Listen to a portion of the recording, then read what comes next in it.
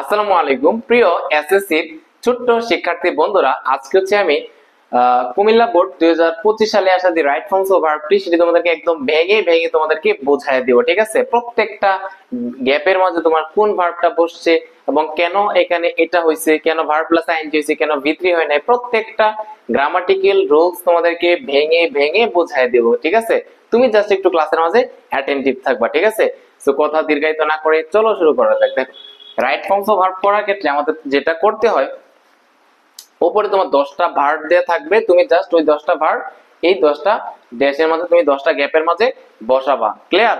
তো দেখো, প্রথমে তুমি যেটা করবা, উপরে ভার্ব গুলো যেগুলো আছে এগুলা তুমি একটু পড়ে নিবা, তাহলে তোমার জন্য বসাতে সুবিধা হবে। দেখো এখানে কি আছে, পে মানে হচ্ছে প্রদান করা, গেট মানে পাওয়া, স্টে থাকা, এনজয় উপভোগ করা, রিমেইন মানে থাকা, বি মানে কি হওয়া, কুক মানে রান্না করা, স্পেন্ড অতিবাহিত করা, স্পেন্ড অতিবাহিত করা, রিড মানে হচ্ছে পড়া। এখন তুমি যেটা করবা, জাস্ট এখানে অর্থের সাথে সামঞ্জস্য রেখে ভার্ব গুলা বসায় যাবা। ঠিক আছে, এতটুকুই তো তোমার কাজ। দেখো, আই হ্যাভ এ ফ্রেন্ড, আমার একটা বন্ধু আছে, নেমড আলিশা, আমার একটা বন্ধু আছে যার নাম হচ্ছে কি আলিশা। শি এন্ড আই, সে এবং আমি, dash in the same class in the same school, মানে একই স্কুলের একই ক্লাসে আমরা দুজন কি করি, পড়াশোনা করি।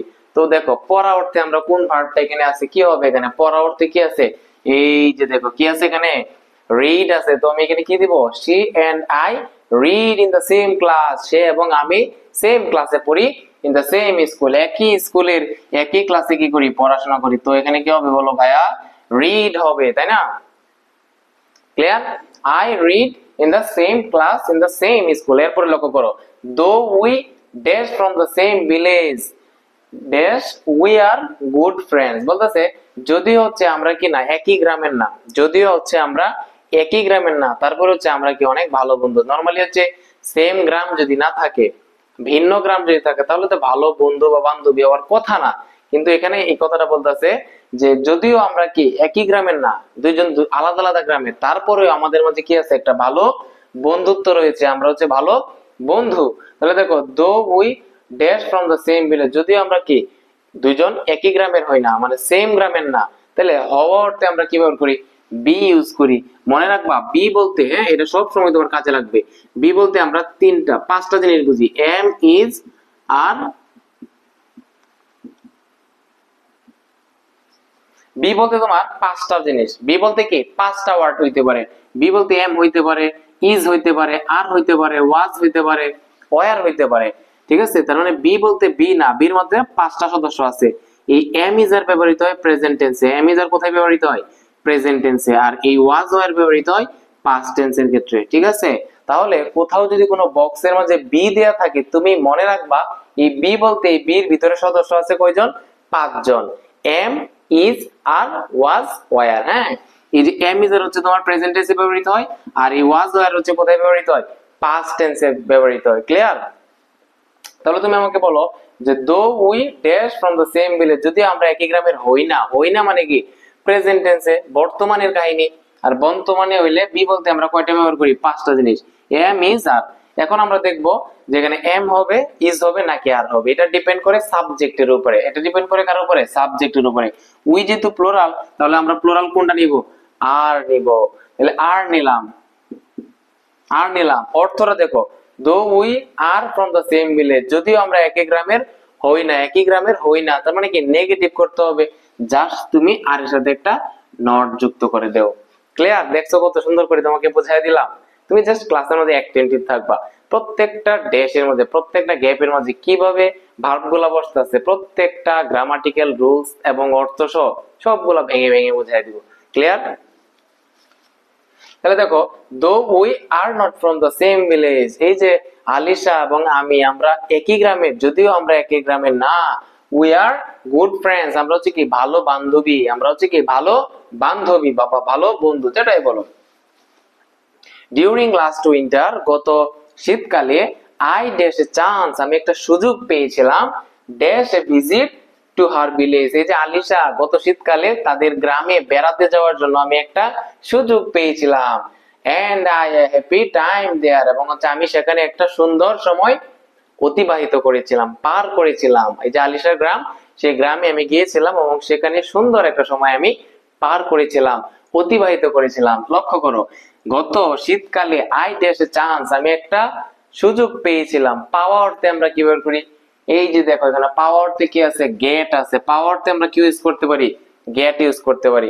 এখন একটু তুমি দেখো, আমি এখানে গেট দিলাম, ঠিক আছে, কিন্তু অর্থটা তো দেখতে হবে, তোমাকে টেন্সটা তো মেনটেন করতে হবে। এখানে কি বলছে? ডিউরিং লাস্ট উইন্টার, মানে লাস্ট মানে কি? গত শীতকালে। গত শীতকালে কি আমি সুযোগ পাই নাকি পেয়েছিলাম? বলো। গত শীতকালে আমি সুযোগ পেয়েছিলাম মানে কি? ভার্বের পাস্ট ফর্ম করতে হবে। ভার্বের কি ফর্ম করতে হবে? ভি2, মানে আমি সুযোগটা পেয়েছিলাম, উইন্টারে পেয়েছিলাম, মানে অতীত হয়ে গেছে। তাহলে আমি কি এখানে বুকার মতো ভার্ব গেট দিব নাকি গট দিব? গেটের পাস্ট ফর্ম কি? গট। ক্লিয়ার? আমরা জানি গেট, গট, গট, হ্যাঁ, বা গট এনে দিতে পারো, সমস্যা নাই। গেট হচ্ছে কি? বি1, গট হচ্ছে বি2, গট হচ্ছে কি? ভি3। তাহলে আমি যেহেতু সুযোগ পেয়েছিলাম, ভি2 দিতে হবে, এই জন্য আমরা এখানে কি নিয়েছি? গটটা নিয়েছি। ক্লিয়ার হয়েছে তো ভাই? বলো, জাস্ট ক্লিয়ার হইলে কমেন্টে জানাই দেবে ভাই, একদম সহজে বুঝতেছে আপনার ক্লাসগুলো।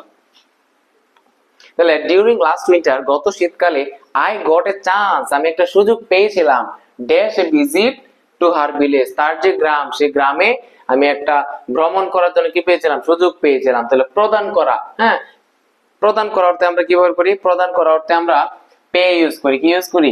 পে ইউজ করি। কি ইউজ করি? পে ইউজ করি। এখন তুমি একটা জিনিস দাঁড়াও, এটা একটু মুছে নেই। এই নিয়মটা তুমি বারবার পাবা, হ্যাঁ, একটা নিয়ম আমি তোমাকে এখন দিতেছি, জাস্ট একটু বোঝার চেষ্টা করো। তুমি প্রত্যেকটা রাইট ফর্মস অফ ভার্ব করতে গেলে দেখবা, বোর্ড কোশ্চেন প্র্যাকটিস করলে এই নিয়মটা তোমার লাগবে। দেখবা একটা সিঙ্গেল ক্লজের মধ্যে তোমার কি থাকে? একটা সাবজেক্ট থাকে, একটা ফাইনাইট ভার্ব থাকে। একটা সাবজেক্ট থাকে, ভার্ব থাকে, এরপরে এক্সটেনশন থাকে, তাই না? কি থাকে? একটা সাবজেক্ট থাকে, ভার্ব থাকে, এরপরে এক্সটেনশন থাকে, তাই না? তুমি আজীবন মনে রাখবা, একটা সিঙ্গেল ক্লজের মাঝে, একটা সিম্পল সেন্টেন্সের মাঝে একটা সাবজেক্ট থাকে এবং একটা কি থাকে? ফাইনাইট ভার্ব থাকে। এরপরে এরপরে যদি আরেকটা ভার্ব থাকে ওই ক্লজটার মাঝে, ওই সেন্টেন্সটার মাঝে বা ওই ক্লজটার মাঝে, যদি এরপরে আরো কোনো ভার্ব তুমি ব্যবহার করো, তাহলে তোমাকে অবশ্যই অন্য যত ভার্ব গুলা থাকবে সবগুলো তোমাকে নন ফাইনাইট আকারে লিখতে হবে। নন ফাইনাইট আকারে লিখতে হবে মানে কি? এই ভার্বটা তোমাকে তিনটা রূপে লিখতে হবে। হয় তুমি সেটাকে টু প্লাস বি1 আকারে লিখবা, না হয় তুমি ভার্ব প্লাস আইএনজি আকারে লিখবা, না হয় তুমি ভার্বের ভি3 আকারে লিখবা। কি বলছি ভাইয়া? একটু মনোযোগ দাও। কি বলছি ভাইয়া? এই যে দেখো, একটা সিঙ্গেল ক্লজে একটা সাবজেক্ট থাকে এবং একটা ফাইনাইট ভার্ব থাকে। এরপরে তোমার যত ভার্ব তোমাকে দিবা, তুমি যত ভার্ব তুমি ব্যবহার করবা, প্রত্যেকটা ভার্ব তোমাকে নন ফাইনাইট আকারে লিখতে হবে। কি আকারে লিখতে হবে? নন ফাইনাইট আকারে লিখতে হবে। নন ফাইনাইটের রূপ কয়টা ভাই? তিনটা রূপ, মেইনলি তিনটা রূপ। একটা হচ্ছে টু প্লাস বি1, ভার্ব প্লাস আইএনজি, ভার্বের ভি3। তুমি তো বলবো ভাই একটা আছে, একটা আছে, এটা হচ্ছে হ্যাভিং প্লাস ভি3। হ্যাভিং প্লাস ভি3 তোমার এখানে প্রয়োজন নাই, জাস্ট তুমি তিনটা রূপ আকারে লিখবা, হয় টু প্লাস বি1, ভার্ব প্লাস আইএনজি, অথবা কি ভার্বের ভি3 ফর্ম লিখবা। ক্লিয়ার? তাহলে তুমি আমাকে বলো, যে এখন তুমি আমাকে স্বাভাবিকভাবে প্রশ্ন করতেই পারো যে ভাই আমরা টু প্লাস বি1 দিব নাকি ভার্ব প্লাস আইএনজি দিব নাকি ভার্বের ভি3? টু প্লাস বি1 তখনই দিবা যখন ওই ভার্বটা উদ্দেশ্য বোঝাবে, আর ভার্বের ভি3 দিবা যখন যখন হচ্ছে কি ওই ভার্বটা প্যাসিভ মোডে থাকবে। হ্যাঁ, ওই ভার্বটা যখন প্যাসিভ মোডে থাকবে যখন, তখন দিবা কি? ভি3। আর উদ্দেশ্য বোঝাইলে টু প্লাস বি1, আর বাকি সব ক্ষেত্রে কি দিবা? ভার্ব প্লাস আইএনজি দেওয়া। এখন তুমি একটু বিষয় লক্ষ্য করো, কি বলছিলাম এখানে? আই গট এ চান্স, আমি একটা সুযোগ পেয়েছিলাম, dash a visit to her village. দেখো এখান থেকে শুরু করে এই যে এই পর্যন্ত, এটা কি একটা সিঙ্গেল ক্লজ না? একটা সিঙ্গেল ক্লজ। তাহলে দেখো এখানে ভার্ব কটা আছে? এই যে একটা সাবজেক্ট, একটা ভার্ব, একটা ফাইনাইট ভার্ব। এখন দেখো আবার তুমি যদি এখানে পে বসাও, হ্যাঁ, এখানে পে বসাও, তাহলে আবার কি এটা? এখানে যদি আরেকটা ভার্ব বসাও, তোমাকে অবশ্যই কি আকারে লিখতে হবে? নন ফাইনাইট আকারে লিখতে হবে। নন ফাইনাইট আকারে মানে কি? হয় তুমি টু প্লাস বি1 দিবা, ভার্ব প্লাস আইএনজি দিবা, আর নাকি ভি3 দিবা। যেহেতু এখানে কি দিতেছে? উদ্দেশ্য বোঝাচ্ছে, আর উদ্দেশ্য বোঝালে আমরা কোনটা নেই? টু প্লাস বি1 নেই। তো তুমি এখানে পে দিবা নাকি টু পে দিবা? অবশ্যই কি হবে? টু পে হবে। ক্লিয়ার? একদম ইজিয়েস্ট হয়তো তোমাকে বোঝাতে। এই বোর্ড কোশ্চেনের মধ্যে দেখবা এই নিয়মটা আবার আসবে। এটা মুসলাম না, তোমাকে আবার দেখবা, তোমার এটা কাজে লাগবে। তাহলে আই গট এ চান্স, আমি একটা সুযোগ পেয়েছিলাম, টু পে এ ভিজিট, একটা ভ্রমণ করতে, টু হার ভিলেজ, তার গ্রামের মাঝে, আলিশার গ্রামের মাঝে, and I dash happy, and I dash a happy time there, এবং হচ্ছে আমি সেই গ্রামের মাঝে কি করেছিলাম? একটা সুন্দর সময়, একটা খুশির সময় কি করেছিলাম? অতিবাহিত করেছিলাম। অতিবাহিত করা ইংলিশ কি বলতো? এই যে দেখো এখানে কি আছে, স্পেন্ড আছে, কি করেছে, স্পেন্ড আছে। তাহলে দেখো ওই যে শীতকালে আমি কি করেছিলাম, সময় অতিবাহিত করেছিলাম, তোমাকে টেন্সটা মেনটেন করতে হবে।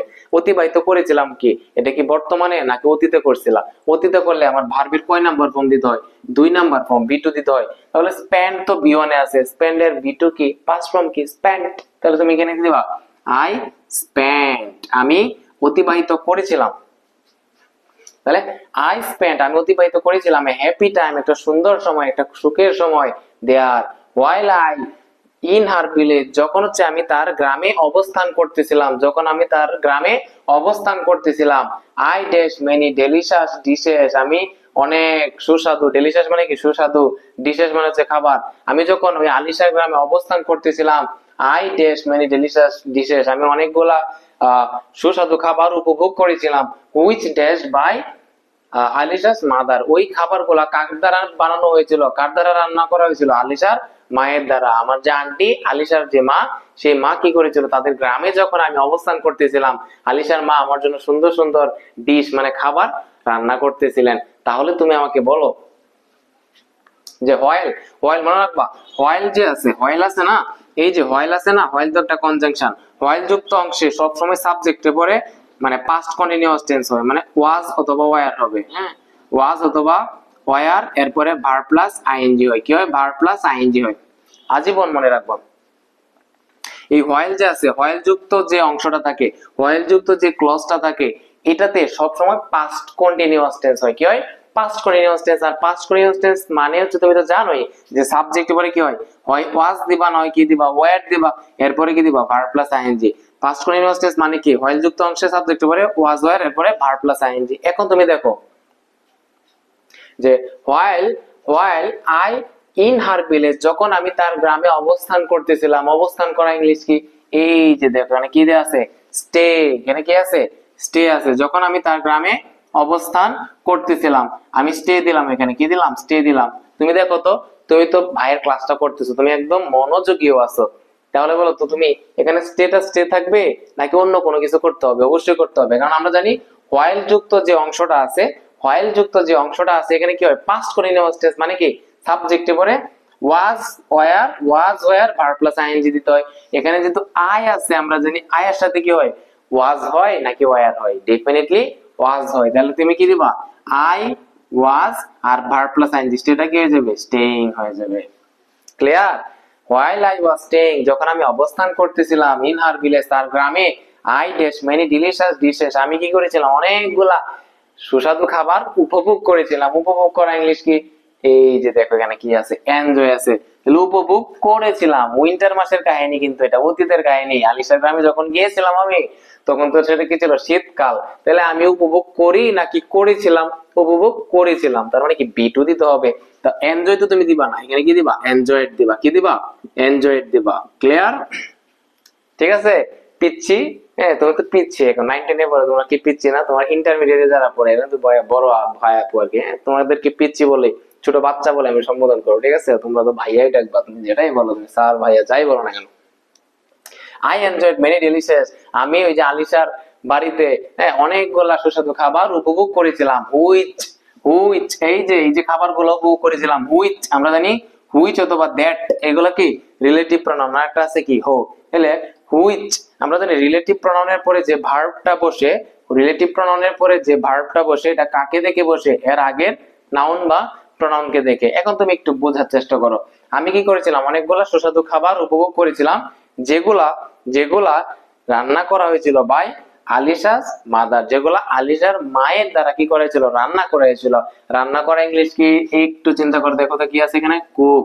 এইখানে আমি দিলাম কুক, যেগুলা রান্না করা হয়েছিল আলিশার মায়ের দ্বারা। এখন তুমি একটা বিষয় লক্ষ্য করো, এই যে দেখো ডিশ, এই যে দেখো ডিশ, ডিশ মানে হচ্ছে কি খাবার। খাবারে কি রান্না করে নাকি খাবার গুলাকে রান্না করা হয়েছিল? কখনো যদি দেখছো তোমার যে যে পাতিল আছে বা তোমার ঘরের মাঝে তোমার তরি তরকারি আছে, তুমি একটু করে রান্না করে দেখলা খাবার গুলা যারা আছে এগুলা নিজে নিজে রান্না হয়ে গেছে, নিজে নিজে মাংস হয়ে গেছে, নিজে নিজে মাছের তরকারি হয়ে গেছে, নিজে নিজে ভাত হয়ে গেছে। এটা সম্ভব কখনো না, এটা রান্না করে কেটা, তোমার মা, তোমার বড় বোন, হ্যাঁ, তারা হচ্ছে কি করে রান্না বান্না করে, কিন্তু খাবার কি সে নিজে নিজে রান্না করতে পারে? এটা কি পসিবল? কখনোই না। তাহলে তুমি আমাকে বলো, মানে ডেলিশিয়াস যে ডিশেস আছে, সুস্বাদু যে খাবারগুলো আছে, এগুলাকে সে নিজে নিজে রান্না করতে পারে না। তাহলে যেহেতু সাবজেক্টে ভার্বের কাজটা করতে পারতেছে না, মানে কি আমাকে প্যাসিভ করতে হবে। আর প্যাসিভ করি কেমনে? যেহেতু এটা রান্না করা হয়েছিল মানে পাস্ট টেন্সে প্যাসিভ করি কিভাবে? পাস্ট ইনডিফিনিট টেন্সে প্যাসিভ কিভাবে করি? ওয়াজ ওয়্যার দেই, এরপরে কি দিই? ভার্বের ভিতরি দেই। যেহেতু এখানে কি আছে? ডিশেস আছে, প্লুরাল আছে, প্লুরালের জন্য আমি কি নিব? ওয়্যার নিব। কি নিলাম এখানে? ওয়্যার নিলাম। এরপরে কি দিব? ভার্বের ভিতরি, মেইন ভার্বের ভিতরি। কুকটা কি হয়ে যাবে? কুকড হয়ে যাবে। হ্যাঁ, কুকটা কি হয়ে যাবে? কুকড হয়ে যাবে। তাহলে তুমি আমাকে বলো যে মেনি ডেলিশিয়াস ডিশেস, অনেক সুস্বাদু যে খাবারগুলা, হুইচ যেগুলা, ওয়ার কুক যেগুলা রান্না করা হয়েছিল, বাই আলিশাস মাদার, আলিশার মায়ের দ্বারা রান্না করা হয়েছিল। ক্লিয়ার? এরপরে দেখো তুমি, অ্যাকচুয়ালি প্রকৃতপক্ষে আসলে I wanted dash some more days there. ওইখানে আলিশার মা এত সুন্দর সুন্দর খাবার আমার জন্য উপস্থাপন করতেছিল, এত সুন্দর সুন্দর খাবার আমাকে অফার করতেছিল, আসলে ওইগুলার হচ্ছে লোভে পড়ে গেছিলাম। প্রতিদিনই ভালো ভালো খাবার খাইতেছিলাম। আমি তো মানে চাচ্ছিলাম না ওদের বাড়ি থেকে চলে আসার জন্য। এই জন্য আমি চেয়েছিলাম তাদের বাড়িতে আর কয়েকটা দিন থাকার জন্য। আর কয়েকটা দিন কি করার জন্য? থাকার জন্য, অবস্থান করার জন্য। তাহলে তুমি দেখো এখানে কি হইতে পারে। বিশেষ করে আমাকেও, আমি যদি আমার বন্ধুর বাড়িতে যাই, আন্টি যদি প্রতিদিন আমার জন্য মাংসগুলা রান্না করে, বিভিন্ন কি করে, বিভিন্ন তোমার যে পিঠা আছে পিঠা বানায়, তাহলে কি আমি আসবো ওর বাড়ি থেকে? না। ঠিক তেমনি ভাবে এখানে যে আয় আছে, সে আয়ে বলতেছে যে অ্যাকচুয়ালি আই ওয়ান্টেড, আমি চেয়েছিলাম dash some more days there, আমি সেখানে আরো কয়েকটা দিন কি করতে? সেখানে আরো কয়েকটা দিন অতিবাহিত করতে, সেখানে আরো কয়েকটা দিন অতিবাহিত করতে চেয়েছিলাম। তাহলে বলো অতিবাহিত করা ইংলিশ কি? অতিবাহিত করা ইংলিশ কি? স্পেন্ড। কি দিব এখানে? স্পেন্ড দিব। হ্যাঁ, এখন তুমি দেখো একটা বিষয়, একটু আগে কিন্তু আমি বলছি যে একটা সেন্টেন্সে ফাইনাইট ভার্ব কয়টা থাকে? একটা। ফাইনাইট ভার্ব কয়টা থাকে? একটা। এরপরে যদি আরো কোনো ভার্ব আসে, তখন তোমার ওই ভার্ব গুলাকে কি আকারে লিখতে হয়? ওই ভার্ব গুলাকে তোমাকে এই যে নন ফাইনাইট আকারে লিখতে হয়, তিনটা রূপ আকারে লিখতে হয়। হয় তুমি সেটাকে তুমি টু প্লাস বিয়ন দিবা, না হয় ভার্ব প্লাস আইএনজি দিবা, না কি দিবা? ভার্বের ভিতরে দিবা। যেহেতু এখানে আমি থাকতে বা আমি সেখানে আরো কয়েকটা দিন অতিবাহিত করতে চেয়েছিলাম, অতিবাহিত করতে, করতে মানে কি? ইনফিনিটিভ, মানে কি? উদ্দেশ্য বোঝাচ্ছে। আর উদ্দেশ্য বোঝালে আমরা কি দিয়ে করি? টু প্লাস বিয়ন দিয়ে করি। তাহলে আই ওয়ান্টেড, আমি চেয়েছিলাম, to spend some more days there, আমি সেখানে আরো কয়েকটা দিন থেকে যেতে চেয়েছিলাম। বাট কিন্তু as I had some other plans, যেহেতু আমার আরো কতগুলা কি আছে, প্ল্যানস আছে, পরিকল্পনা আছে, I had to come back, আমাকে চলে আসতে হয়েছিল। এত সুন্দর একটা সময় পার করতেছিলাম, এগুলা রেখে আমাকে চলে আসতে হয়েছিল, কারণ আমার অনেকগুলা কি ছিল? পরিকল্পনা ছিল। The memory of that visit, ওই যে তাদের গ্রামে যে বেড়াইতে গেছিলাম, ওই যে বেড়াতে যাওয়ার যে মেমোরিটা, স্মৃতিটা, dash ever fresh in my mind, এটা আজীবন আমার মনের মাঝে কি থাকবে? গেঁথে থাকবে। এটা আমার মনের মাঝে সজীব থাকবে। হ্যাঁ, এটা আমার মনের মাঝে কি থাকবে? সতেজ থাকবে। তাহলে তুমি বলো দা মেমোরি অফ দ্যাট ভিজিট, ওই যে ভ্রমণের যে স্মৃতিটা, এটা সারা জীবন আমার মনের মাঝে কি থাকবে? আমার মনের মাঝে সতেজ থাকবে। সতেজ থাকবে। থাকবে মানে কি? থাকা ইংলিশ কি? রিমেন। থাকা ইংলিশ কি? রিমেন। তাহলে সতেজ থাকবে মানে কি? ফিউচার। তাহলে কি দিবা? উইল রিমেন দিবা। কি দিবা? উইল রিমেন দিবা। ক্লিয়ার? এই যে দেখো শেষ, ফাইনালি আমরা একদম শেষ করে ফেললাম। ঠিক আছে? আই থিঙ্ক তোমার প্রত্যেকটা গ্যাপের মাঝে, প্রত্যেকটা ড্যাশের মাঝে তোমার যে ভার্ব গুলা বসাইছি, কোথাও কোনো সমস্যা নাই। এরপরে যদি তোমার সমস্যা থাকে, তুমি নাও বুঝতে পারো, তুমি কমেন্ট বক্সে আমাকে বলে দিবা যে ভাই আমি এই জায়গায় বুঝি না, আমি জাস্ট তোমাকে কমেন্টে রিপ্লাই দিয়ে দিব। ঠিক আছে? সো তোমাদের কাছে যদি ভালো লেগে থাকে, তাহলে তোমার ভাইয়ের কাছে তোমাদের কাছে একটাই চাওয়া, জাস্ট আমার চ্যানেলটাকে সাবস্ক্রাইব করে দিও। আর এই সেম ভিডিওটা যদি আমার ফেসবুকে দেখে থাকো, ফেসবুকে ফলো দিয়ে রেখো। ক্লিয়ার? তো সবাই ভালো থাকো, সুস্থ থাকো, আল্লাহ হাফেজ।